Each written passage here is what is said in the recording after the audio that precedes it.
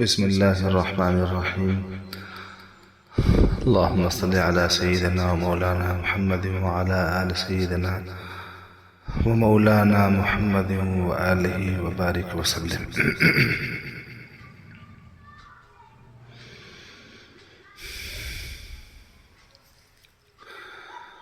قال الله تعالى في كتابه العظيم: ألا لله الدين الخالص.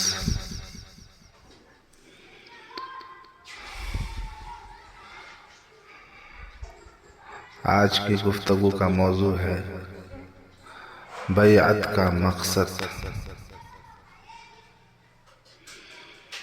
اللہ تبارک و تعالی ارشاد فرماتے ہیں کہ یاد رکھو اللہ تبارک و تعالی کے ہاں وہی عمل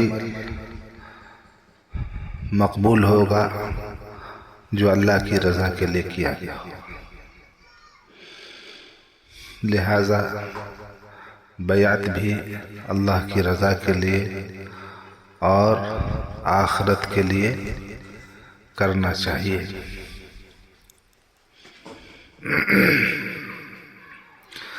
بعض حضرات کم علمی کی وجہ سے اس میں بہت سی غیر ضروری اور غیر متعلق باتیں شامل کر دیتے ہیں جن سے عقیدوں میں بگاڑ اور گمراہی اور بے دینی وجود میں آتی ہے۔ اس لیے وضاحت کر دیتا ہوں کہ بیعت کا مقصد کشف و کرامات اور بزرگی حاصل کرنا نہیں، نہ ہی اس کا مقصد قیامت میں بخشوائے جانے کی کوئی ذمہ داری ہوتی ہے۔ یہ بھی ضروری نہیں کہ ذکر و شغل میں انوارات وغیرہ نظر آئیں، اور نہ ہی اس میں عمدہ خوابوں کا نظر آنا اور الہامات کا صحیح آنا لازم ہے۔ بعض حضرات بیعت صرف شیخ کی دعاؤں کی برکتوں کے حصول کے لیے کرتے ہیں۔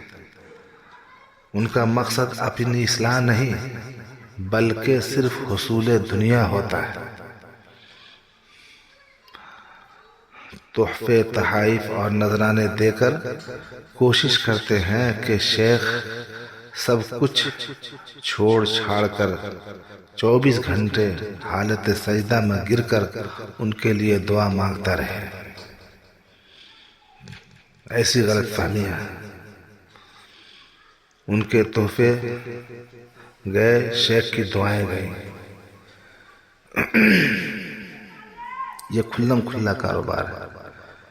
شیخ کے بتائے ہوئے طور طریقوں پر چلنے کے بجائے شیخ کو اپنے پیچھے چلانے کی کوشش کرتے ہیں اور محنت و مشقت اور عمل سے دور بھاگتے ہیں۔ ایسی بیعتوں کا انجام کیسے اچھا ہو سکتا ہے؟ بیعت کا مقصد اپنا سارا اختیار اپنے شیخ کے سامنے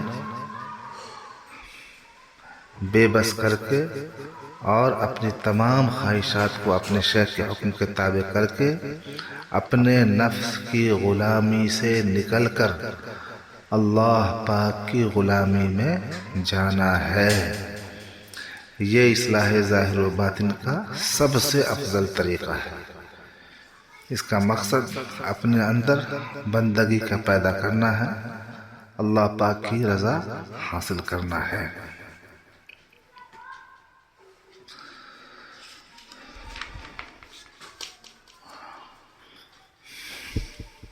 حاذق الامت حضرت مولانا شاہ ذکی الدین صاحب رحمۃ اللہ علیہ سے کچھ علماء اکرام بیعت کی درخواست لے کر حاضر ہوئے۔ حضرت والا نے ارشاد فرمایا، بیعت ایک معاہدہ ہے جس میں شیخ واسطہ ہے، گویا مرید اللہ تعالیٰ سے عہد کرتا ہے کہ میں آئندہ صحیح زندگی گزاروں گا، جان بوجھ کر گناہ نہیں کروں گا، تقوی اختیار کروں گا۔ فرمایا کہ بہت سے لوگ ہیں کہ بیعت کے لیے آتے ہیں، حالانکہ ان کو نہ بیعت کی غرض معلوم ہوتی ہے اور نہ ہی اس کے تقاضے کا علم ہوتا ہے، بس ایک رسم سمجھ کر بیعت کے لیے آ جاتے ہیں۔ بعض اس لیے بیعت کرتے ہیں کہ گھر میں برکت آ جائے گی، مالداری آ جائے گی، یا اس لیے کہ بڑی عزت ہوگی لوگوں میں کہ فلاں بزرگ سے بیعت ہوں۔ یہ سب باتیں لا یعنی ہیں، ان کا دین اسلام سے کوئی تعلق نہیں۔ حضرت نے فرمایا کہ بیعت کا مقصد یہ ہوتا ہے کہ بندہ کا تعلق اللہ تعالیٰ سے مضبوط ہو جائے، وہ حقیقی معنوں میں اللہ تعالیٰ کا بندہ بن جائے، اللہ تعالیٰ کے احکامات پر عمل کرنا اس کے لیے آسان ہو جائے، حضور صلی اللہ علیہ وسلم اور آپ کے صحابہ کے طریقے پر زندگی گزارنے لگے، اکابر کا طریقہ ہر کام میں اختیار کرے، آخرت کی فکر پیدا ہو جائے، موت کو یاد کرے، غرض جو بھی عمل کرے خالص اللہ کی رضا کے واسطے کرے، اللہ کی رضا کے واسطے کرے۔ یہ ہے بیعت کا مقصد۔ اللہ تبارک و تعالی ہم سبوں کو اخلاص عطا فرمائے، آمین یا رب العالمین۔ صلی اللہ علیہ وسلم۔